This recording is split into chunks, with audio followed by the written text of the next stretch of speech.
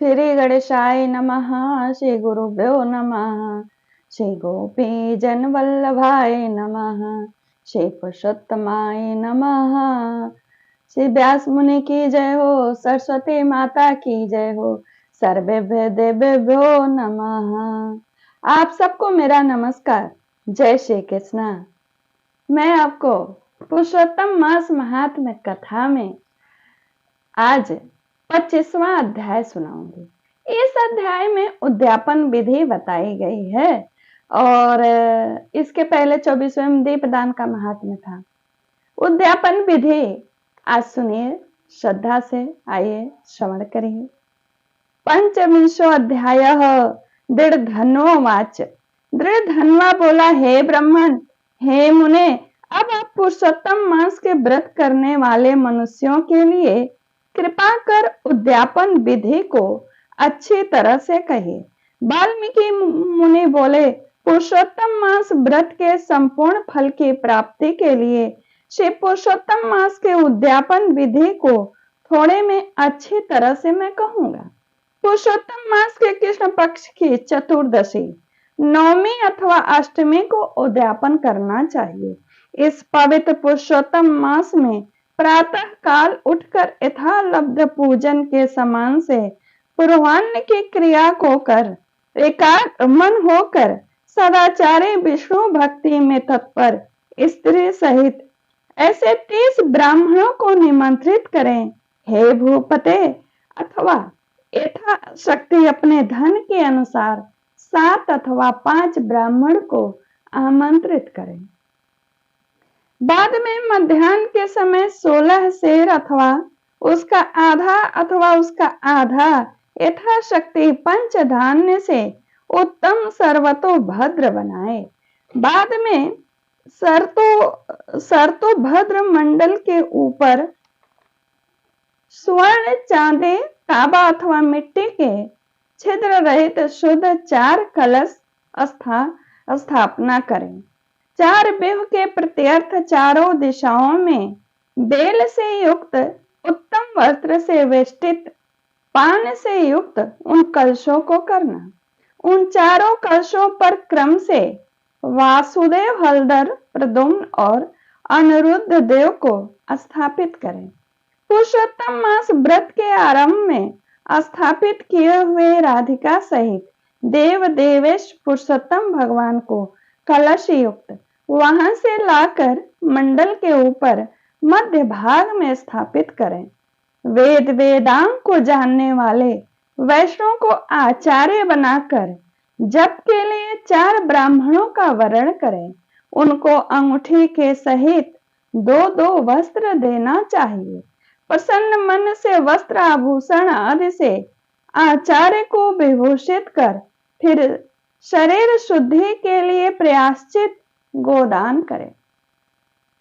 तदंतर स्त्री के साथ पूर्वोक्त विधि से पूजा करनी चाहिए और वर्ण किए हुए 4 ब्राह्मणों से 4 बिंब का जप कराना चाहिए और 4 दिशाओं में 4 दीपक ऊपर के भाग में स्थापित करना चाहिए। फिर नारियल आदि फलों से क्रम के अनुसार अर्घ्य दान करना चाहिए।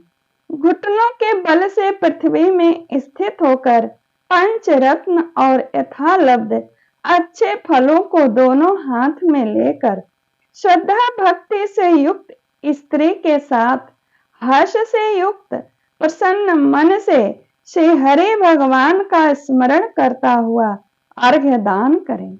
अर्घ्य दान का मंत्र है, हे देव, हे देव, हे पुरुषोत्तम, आपको नमस्कार है।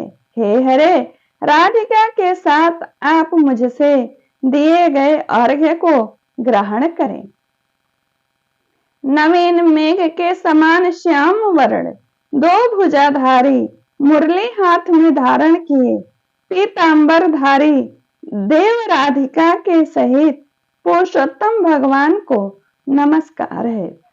इस प्रकार भक्ति के साथ राधिका के सहित पुरुषोत्तम भगवान को नमस्कार करके चतुर्थ्यंत नाम मंत्रों से तिल की आहुति देवें। इसके बाद उनके मंत्रों में तर्पण और मार्जन करें। बाद राधिका के सहित पुरुषोत्तम देव की आरती करें। अब निरंजन का मंत्र कमल के दल के समान कांति वाले राधिका के रमण कोटि कामदेव के सौंदर्य को धारण करने वाले देवेश का प्रेम से निरंजन करता हूँ। कदली गर्भ संभूतम कप्रम सुप्रदीप्तम आरार्तिकमा कुर्वे पश्चिमा वरदाभो ओम नमो भगवते वासुदेवाय नमः। निरंजनम समर्पयामि। अब ध्यान मंत्र अनंत रत्नों से शोभायमान सिंहासन पर स्थित अंतर ज्योति स्वरूप बंशी शब्द से अत्यंत मोहित ब्रज की स्त्रियों से घिरे हुए हैं, इसलिए वृंदावन में अत्यंत शोभायमान राधिका और कस्तूर मणि से चलकते हुए हृदय वाले शोभायमान रत्नों से जटित किरीट और कुंडल को धारण करने वाले आप नवीन पीतांबर को धारण किए हैं। इस प्रकार पुरुषोत्तम भगवान का ध्यान करें। फिर राधिका के सहित पुरुषोत्तम भगवान को पुष्पांजलि देकर स्त्री के साथ साष्टांग नमस्कार करें। नवीन मेघ के समान श्याम वर्ण पीत वस्त्रधारी अच्युत श्रीवत्स चिन्ह से शोभित उरस्थल वाले राधिका सहित हरे भगवान को नमस्कार है। ब्राह्मण को स्वर्ण के साथ पूर्ण पात्र देवें। बाद प्रसन्नता के साथ आचार्य को बहुत से दक्षिणा देवें। सपत्नीकाचार्य को भक्ति से वस्त्र आभूषण से प्रसन्न करें। फिर ऋत्विजों को उत्तम दक्षिणा देवें। बछड़ा सहित वस्त्र सहित दूध देने वाली सुशीला गौ को घंटा आभूषण से भूषित करके उसका दान करना चाहिए। तांबे का पीठ, स्वर्ण का सिंह, चांदी के खुर से भूषित करके देवें। बाद घृत पात्र देवें और उसी प्रकार तिल पात्र भी देवें। स्त्री पुरुष को पहनने के लिए उमा महेश्वर के प्रत्यर्थ वस्त्र का दान करें। 8 प्रकार का पद देवें और 1 जोड़ा जूता देवें। यदि शक्ति हो तो वायु की चंचलता को विचारता हुआ वैष्णव ब्राह्मण को श्रीमद् भागवत का दान करें। देरी नहीं करें।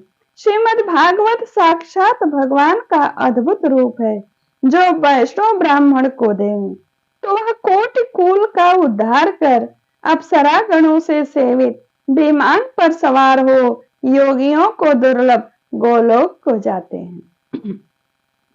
हजारों कन्यादान, सैकड़ों वाजपेयी यज्ञ, धान के साथ क्षेत्रों के दान और जो तुला दान आदि 8 महादान हैं, वेद दान हैं, वे सब श्रीमद् भागवत के दान के 16वीं कला के हैं। दीप दान में भी बहुत दान बताए गए और उन दानों को दीप दान की 16वीं कला के बराबर बताया गया है।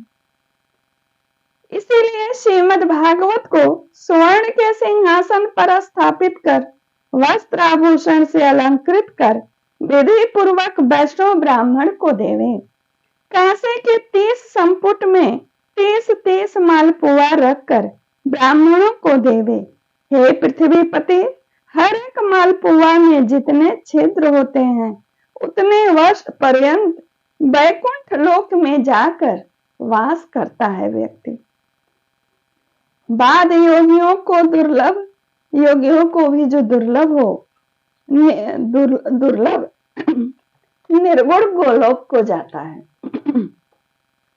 निर्गुण गोलोक को जाता है वह व्यक्ति जिस सनातन ज्योतिर्धाम को जाकर नहीं लौटते हैं। 2.5 सेर कांसे का संपुट कहा गया है।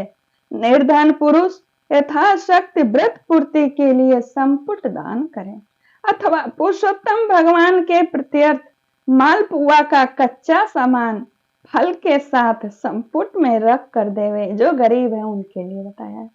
हे नराधीप, निमंत्रित सपत्नीक ब्राह्मणों को पुरुषोत्तम भगवान के समीप संकल्प कर देवे। अप्रार्थना लिखते हैं।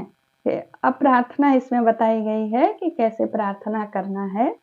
हे श्री कृष्ण, हे जगदाधर, हे जगदानंददायक, अर्थात हे जगत को आनंद देने वाले, मेरी समस्त इस लोक तथा परलोक की कामनाओं को शीघ्र पूर्ण करें। इस प्रकार गोविंद भगवान की प्रार्थना कर प्रसन्नता पूर्वक पुरुषोत्तम भगवान का स्मरण करता हुआ स्त्री सहित सदाचारी ब्राह्मणों को भोजन कराएं। ब्राह्मण रूप हरि और ब्राह्मणी रूप राधिका का स्मरण करता हुआ भक्ति पूर्वक गंधाक्षत से पूजन कर घृत पायस का भोजन कराएं। खीर का व्रत करने वाला विधि पूर्वक भोजन का सामान का संकल्प करे। अंगूर, केला, अनेक प्रकार के आम के फल, घी के पके हुए सुंदर, उड़द के बने बड़े, चीनी घी के बने घेवर, फेनी, खांड के बने मंडक, खरबूज, ककड़ी का शाक, अदरक, सुंदर नींबू, आम और अनेक प्रकार के अलग अलग शाक, इस प्रकार के षट रसों से युक्त 4 प्रकार का भोजन सुगंधित पदार्थ से वासित गोरस को परोस करके कोमल वाणी से बोलता हुआ, यह स्वादिष्ट है, इसको आपके लिए तैयार किया है, प्रसन्नता के साथ भोजन करिए। हे ब्राह्मण, हे प्रभु, जो इस पकाए हुए पदार्थों में अच्छा आपको लगे उसको और मांगिएगा। मैं धन्य हूँ, आज मैं ब्राह्मणों के अनुग्रह का पात्र हुआ हूँ, मेरा जन्म सफल हुआ है। इस प्रकार कहकर आनंद पूर्वक ब्राह्मणों को भोजन करा करके तांबूल प्रदान करें। तत्पश्चात दक्षिणा को देवें। इलायची, लौंग, कपूर, नागरपान, कस्तूरी, जावित्री, कत्था और चूना, इन सब पदार्थों को मिला करके भगवान के लिए अति सुगंधित प्रिय तांबूल उन्हें अर्पित करें। इसीलिए इन सामानों से युक्त करके ही आदर के साथ तांबूल देना चाहिए, क्योंकि वह प्रिय है उनको। जो इस प्रकार तांबूल को ब्राह्मण श्रेष्ठ के लिए देता है, वह इस लोक में ऐश्वर्य सुख भोग कर परलोक में अमृत का भोक्ता होता है। स्त्री के साथ ब्राह्मणों को प्रसन्न कर हाथ में मोदक देवें, हाथ में मोदक यानी लड्डू थमाएं। ब्राह्मणियों को विधि पूर्वक वस्त्र आभूषण से अलंकृत करके वंशी देवें। सीमा तक उन ब्राह्मणों को पहुंचा करके विसर्जन करें, यानी जो ब्राह्मण आए हैं उन्हें सत्कार के लिए उनके साथ कुछ दूर जाएं, फिर आकर के घर में विसर्जन करें। विसर्जन है मंत्रहीनम क्रियाहीनम भक्तिहीनम जनार्दनम यत् पूजितम मया देव परिपूर्णम तदस्तु। इस मंत्र से पुरुषोत्तम भगवान को क्षमापान समर्पण करें। यस्या स्मृत्या च नामुक्त्या तपो यज्ञ क्रियादिषु न्यूनम संपूर्णताम याति सद्यो वंदे तम चितम। इस मंत्र से जनार्दन भगवान को नमस्कार कर जो कुछ कमी रह गई हो वह अच्युत भगवान की कृपा से पूर्ण फल देने वाला हो, यह कहकर यथा सुख विचरें। अन्न का यथाभाग विभाग कर भूतों को देकर मिथ्या भाषण से रहित हो, अन्न की निंदा न करता हुआ कुटुंबी जनों के साथ फिर आप भोजन करें। अमावस्या के दिन रात्रि में जागरण करें। स्वर्ण की प्रतिमा में राधिका के सहित पुरुषोत्तम भगवान की पूजन करें। पूजा के अंत में सपत्नीक व्रती प्रसन्न चित्त होकर नमस्कार कर राधिका के साथ पुरुषोत्तम देव का विसर्जन करें। फिर आचार्य की मूर्ति के सहित चढ़ा हुआ सामान को देवें। जो मूर्ति पर सामान चढ़े हैं वो आचार्य को देवें। अपनी इच्छा अनुसार यथा योग्य अन्न दान को देवें। जिस किस उपाय से व्रत को करें वो और उत्तम भक्ति से द्रव्य के अनुसार दान देवे। स्त्री अथवा पुरुष इस व्रत को करने से जन्म जन्म के दुख, दारिद्र और दुर्भाग्य को नहीं प्राप्त होता है, उनको नहीं प्राप्त होते हैं। जो लोग इस व्रत को करते हैं वे इस लोक में अनेक प्रकार के मनोरथों को प्राप्त करके सुंदर विमान पर चढ़ करके श्रेष्ठ वैकुंठ लोक को जाते हैं।